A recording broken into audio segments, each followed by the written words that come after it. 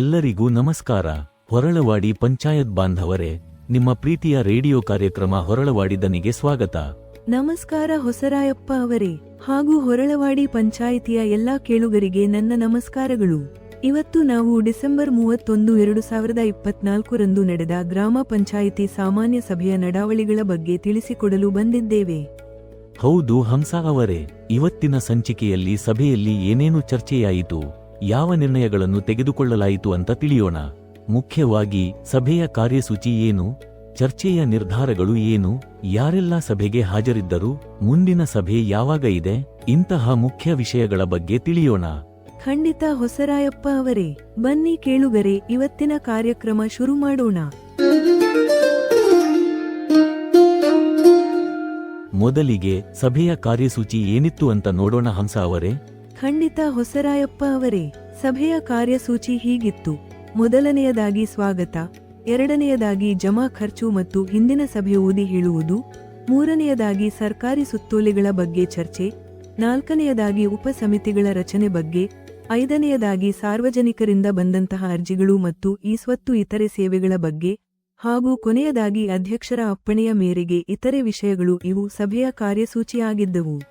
ಓಹ್, ಇಷ್ಟು ವಿಷಯಗಳ ಬಗ್ಗೆ ಚರ್ಚೆ ಮಾಡಿದ್ರಾ? ಹಾಗಾದರೆ ಚರ್ಚೆಯ ನಿರ್ಧಾರಗಳು ಏನೇನಿದ್ವು ಅಂತ ತಿಳಿಸಿಕೊಡಿ ಹಂಸ ಅವರೇ. ಖಂಡಿತ ಹೊಸರಾಯಪ್ಪ ಅವರೇ, ಚರ್ಚೆಯ ನಿರ್ಧಾರಗಳನ್ನು ಒಂದೊಂದಾಗಿ ನೋಡೋಣ.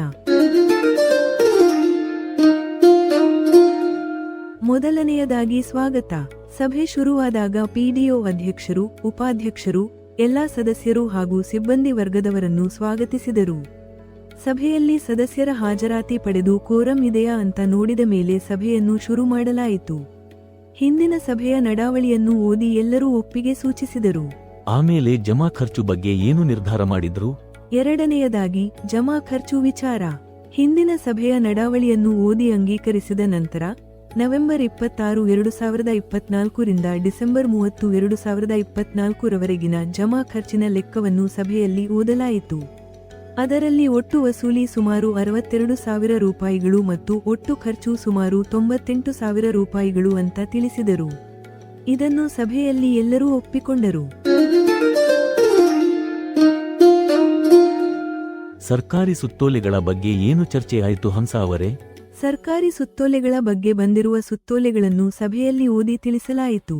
ಉಪಸಮಿತಿ ರಚನೆ ಬಗ್ಗೆ ಏನೇನು ನಿರ್ಧಾರಗಳು ಕೈಗೊಂಡರು? ಮುಖ್ಯವಾಗಿ 2 ಉಪಸಮಿತಿಗಳನ್ನು ರಚನೆ ಮಾಡಿದರು ಹೊಸರಾಯಪ್ಪ ಅವರೇ. ಒಂದು ಗ್ರಾಮ ಪಂಚಾಯಿತಿ ಮಟ್ಟದ ಗ್ರಂಥಾಲಯ ಸಲಹಾ ಸಮಿತಿ ಮತ್ತು ಇನ್ನೊಂದು ಬೀದಿ ನಾಯಿ ನಿಯಂತ್ರಣ ಸಮಿತಿ. ಗ್ರಂಥಾಲಯ ಸಮಿತಿಯಲ್ಲಿ ಯಾರ್ಯಾರನ್ನು ನೇಮಕ ಮಾಡಿದ್ದಾರೆ? ಗ್ರಂಥಾಲಯ ಸಮಿತಿ ಅಧ್ಯಕ್ಷರಾಗಿ ರಾಜಮ್ಮ ಅವರನ್ನು ನೇಮಕ ಮಾಡಲಾಗಿದೆ. ಸದಸ್ಯರಾಗಿ ಸುಬ್ಬಶೆಟ್ಟಿ ಮತ್ತು ಕುಮಾರಸ್ವಾಮಿಯೇ, ಶಾಲಾ ಮುಖ್ಯೋಪಾಧ್ಯಾಯರಾದ ಮಹದೇವಸ್ವಾಮಿ HB, ಯುವತಿ ಮಂಡಳಿ ಪ್ರತಿನಿಧಿಯಾಗಿ ಅನಿತಾ, ಯುವಕ ಮಂಡಳಿ ಪ್ರತಿನಿಧಿಯಾಗಿ HS ನಂದೀಶ್, ಹಿರಿಯ ನಾಗರಿಕರು ರಂಗಯ್ಯ, ಶಿಕ್ಷಣ ತಜ್ಞರು ಕುಮಾರಸ್ವಾಮಿ, ವಿದ್ಯಾರ್ಥಿಗಳಾದ ಪ್ರಶಾಂತ ಎನ್, ಆಕಾಶ KK, ದೀಪು, ದರ್ಶಿನಿ, ಕೌಶಲ್ಯಾಭಿವೃದ್ಧಿ ತರಬೇತಿ ಪ್ರತಿನಿಧಿಯಾಗಿ ಜ್ಯೋತಿ ಎಂ, ರೈತ ಪ್ರತಿನಿಧಿ ಮಧುಸೂದನ್ ಹಾಗೂ ಸದಸ್ಯ ಕಾರ್ಯದರ್ಶಿಯಾಗಿ PDO ಅವರನ್ನು ನೇಮಕ ಮಾಡಲಾಗಿದೆ. ಬೀದಿ ನಾಯಿ ನಿಯಂತ್ರಣ ಸಮಿತಿ ಬಗ್ಗೆ ಏನು ಹೇಳಿದ್ರು ಹಂಸ ಅವರೇ? ಬೀದಿ ನಾಯಿ ನಿಯಂತ್ರಣ ಸಮಿತಿಯ ಬಗ್ಗೆ ಬೀದಿ ನಾಯಿಗಳಿಂದ ಆಗುತ್ತಿರುವ ತೊಂದರೆಗಳ ಬಗ್ಗೆ ಚರ್ಚೆ ಮಾಡಿದರು.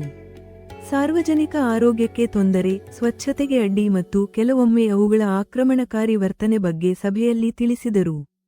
ಈ ಸಮಿತಿಯಲ್ಲಿ ಅಧ್ಯಕ್ಷರಾಗಿ ರಾಜಮ್ಮ, ಸದಸ್ಯರಾಗಿ ಗ್ರಾಮ ಪಂಚಾಯಿತಿಯ ಎಲ್ಲಾ ಸದಸ್ಯರು, ರಾಜಶೇಖರ ಮೂರ್ತಿ, ರೇಣುಕಾ, ಅನಿತಾ, ಮಂಜುಳಾ, ಪುಟ್ಟಚೆನ್ನಮ್ಮ, ಜ್ಯೋತಿ, ಕೆಂಪರಾಜು, ಸಿದ್ದರಾಜು, ಬಸವಣ್ಣ, ಮರಿಸ್ವಾಮಿ, ಮರಪ್ಪ, ಮುದ್ದಯ್ಯ ಹಾಗೂ ಸದಸ್ಯ ಕಾರ್ಯದರ್ಶಿಯಾಗಿ PDO ಅವರನ್ನು ನೇಮಕ ಮಾಡಲಾಗಿದೆ.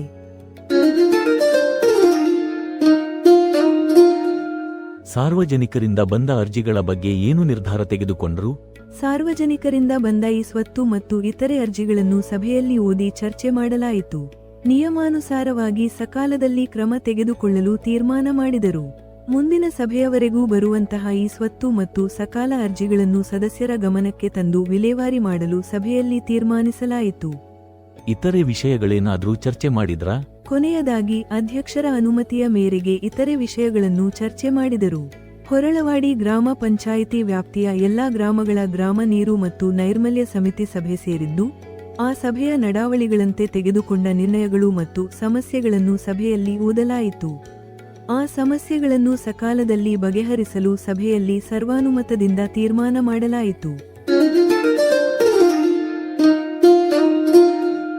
ಸಭೆಗೆ ಯಾರೆಲ್ಲ ಹಾಜರಿದ್ದರು ಅಂತ ತಿಳಿಸಿಕೊಡಿ ಹಂಸ ಅವರೇ. ಸಭೆಗೆ ಹಾಜರಿದ್ದ ಮೆಂಬರ್ಸ್ ಯಾರೆಂದರೆ ಅಧ್ಯಕ್ಷರಾದ ರಾಜಮ್ಮ, ಚುನಾಯಿತ ಪ್ರತಿನಿಧಿಗಳಾದ ಮಂಜುಳಾ, ರಾಜಮ್ಮ, ಕಾಳಮಾದೇಗೌಡ, ಉಷಾ, ಹೇಮಾವತಿ, ಜಿಎಂ ಮುರಳಿ, ನವೀನ್ ಕುಮಾರ್ ಪಿ, ಸೌಭಾಗ್ಯ, ನಾಗರತ್ನ, ಮಹೇಶ್ ಎಂ ಮತ್ತು ಶಿಲ್ಪಕುಮಾರಿ ಎನ್.